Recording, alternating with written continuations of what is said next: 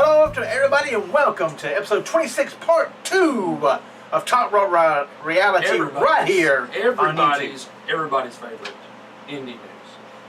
I don't know. Everybody. Everybody. Now we got 90% on Countdown and 88% on Indy news. Okay.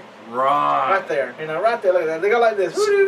Segment 2 and 3 are the big ones. Well, sometimes the Indy news is segment 1. That's true. Sometimes we change it up around here. You just never know. Well, let's get to our kind of depressing news first and get that on the Indy part. We talked last week about Jake being in the hospital with his lungs and filled with fluid and messing up some of his organs and everything. Well, he got that kind of straightened out and taken care of, and he's out of the hospital.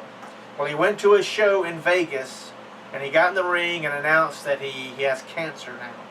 So we had, that's all. He didn't say how bad it was, anything like that. He said he was going to beat it like he beat his addiction. And if Jake, we know Jake, if he can beat it, he will beat it. He will. And, us at Top Rope Reality want to wish him a speedy recovery, and we wish him a fast track of getting rid of that cancer. Yes, because they mentioned, not only the lungs, the fluid in the lungs, he also had a mass on his brain. And I don't know if that was the mass was the cancer or not. It wasn't much in the story other than him telling people at the show that he had cancer.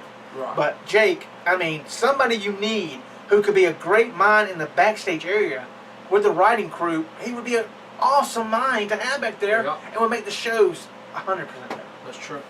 So we hope for a speedy recovery for him. And we will keep everybody up to date on anything we find out about Jake. So we're going to move on to Culture Shock Wrestling and AIWF Wrestling. And it's pretty much, they present Fallout. We talked about this last week. Yeah, no new matches have been signed. It was the main event for the CSW Championship with Chris Ty defending against Lucha, finally getting his title match. Yes. The Viral Internet Championship with Chris Bracken and Victor Crew. And then on the third one is There Must Be a Winner, Lane Smart and Mr. Big and Of the Fist. And we're still waiting on more matches to be announced. Right. It gets closer, but another promotion, New Heights Wrestling. We've really been hyping this one. We haven't got to go to any of their events. No, we haven't been to New Heights, but we're going to take that off our bucket list because right now. We're going to go to the September 13th show. Right around the corner. Next weekend, Saturday, September the 13th. But so far, the two matches announced is Waylon Barley and Lane Smart taking on Lucha and Suicidal Soldier. He has a different name there. Yes. And they just announced another tag match for the tag team titles, it looks like. Tony, what do you say? Defends? I will say that's defends. Yes. Reigning champs. There you go.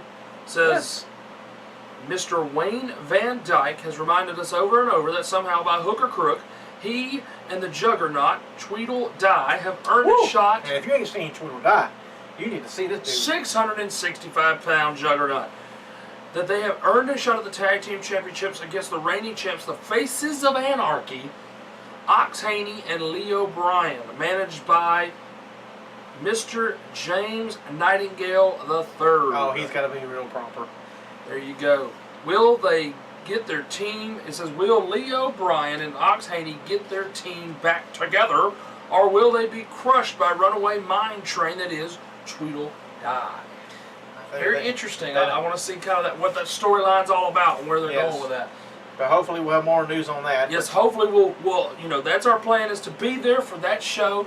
And, and we'll have the lineup then when we come back. Right, and we won't give a lot of details because they are on national television right now.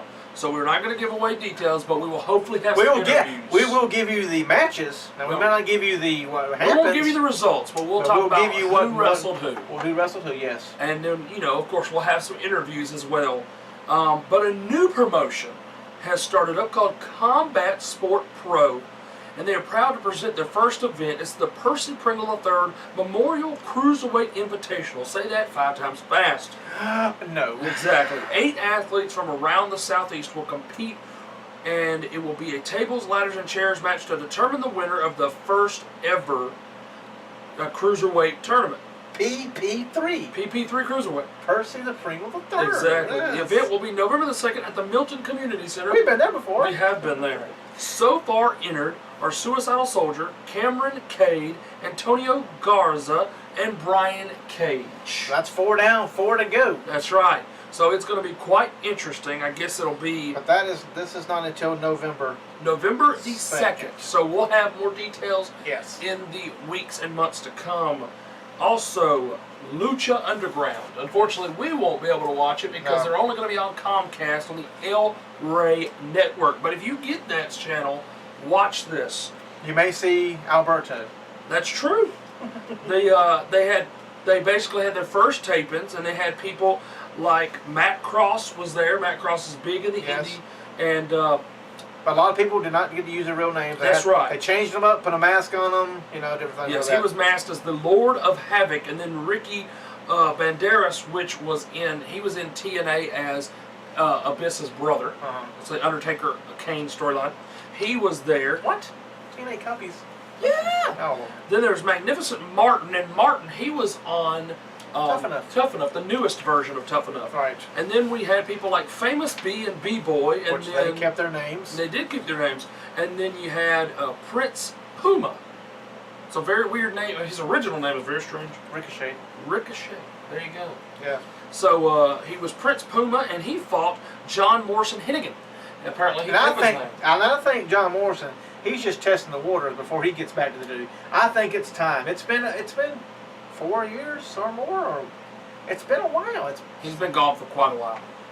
And that could be John Morrison could be back by the Royal Rumble. That would You be have a little run interesting. with this company here, and then show back up. There you go. Then also a heel trio featuring the former Ezekiel Jackson. He left TNA real quick, like Yeah. Ricky Raves and Little Cholo. Little Cholo. Never heard Little of Little Cholo. Cholo. Me neither. And then Need to look it up, I guess, on Blue YouTube. Demon Jr., which I believe is a former NWA champion, took on Chavo Guerrero Jr. We know Chavo. We do know Chavo, and I believe that was the main event of the evening. Also, Matt Stryker and Vampiro were the not ring announcers, but the commentators. I'm glad Matt Stryker has a job. Yes. And then Chavo and Conan worked as the agents for the taping. And This the is one- this- yeah, this is- disappointing this is part disappointing was here. that the crowd seemed to only feature very little wrestling fans and a larger percentage of extras. Yeah. And as noted, though, the fans were asked to keep their cell phones off during the taping. Clearly they did not, because we have this information. Yeah. But I don't like that. I don't like that they use extras. I mean, you're doing that. Are you afraid that if you put real wrestling fans in there, if your product sucks, they'll let you know? Well, and they tried that before with that MTV promotion. But Wrestling Society X. Wrestling Society X, I think it Yes. lasted one season. One and they had season. X-Pac, they had Vampiro there, and Ricky Banderas, I think he was there. Yeah. A lot of good talent were there. They had a lot of good high-flying people and everything, and very weird stories, though. Very weird. I think you had matches. more. You had more of MTV put input into it than wrestlers put into it. Yeah, I think so. But they had extras in their promotion as well, and it just didn't come off very well. No. It really did not.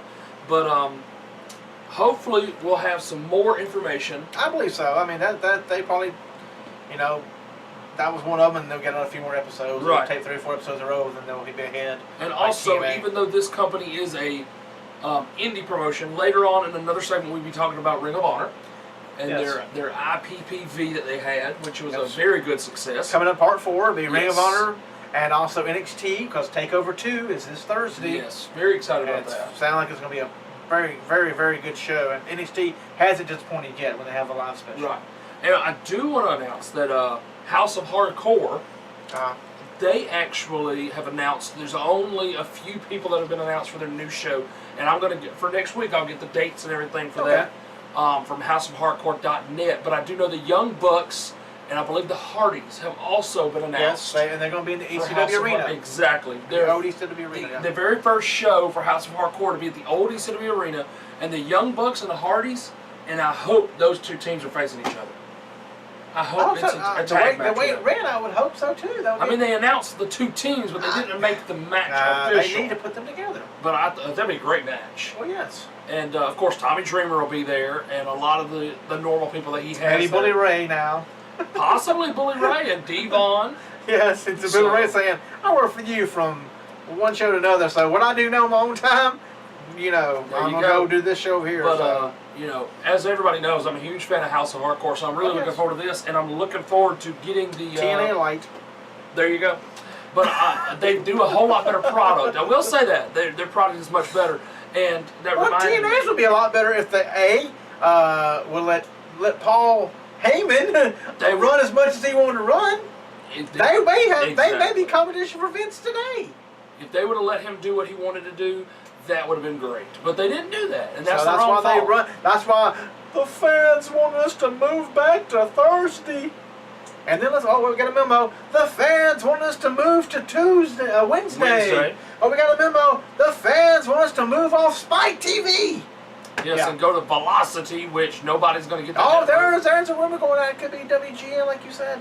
Right. I randomly, I was just playing around, saying WGN, and then I read that today, and I'm like, what in the world? So it's like this, but probably not, because they kicked off the program. Why would they want TNA? Why would they want the number 2, very, very far away number 2 promotion? Ring of Honor? There you go.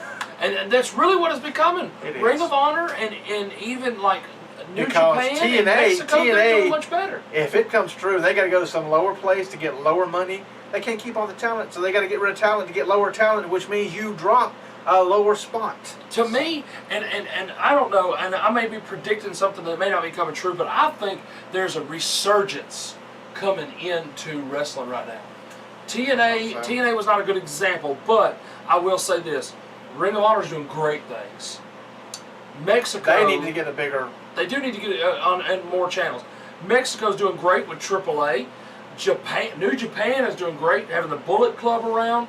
You know, with AJ Styles as their champion, they're doing great things with that. Yep. And even smaller indie promotions like New Heights Wrestling, they are all over the place. National television, there are more and more affiliates. I even read this. They have so many TV affiliates now they lost count. Things are going great for professional wrestling. It's just that there's that one blemish, and that's TNA. One blemish. We'll see what happens to them. And they have a lot of great talent. They do. They do. We harp on them a lot, but they do. We want them to survive. The thing is, because if they survive, it makes everybody better. It's not the talent that's the problem.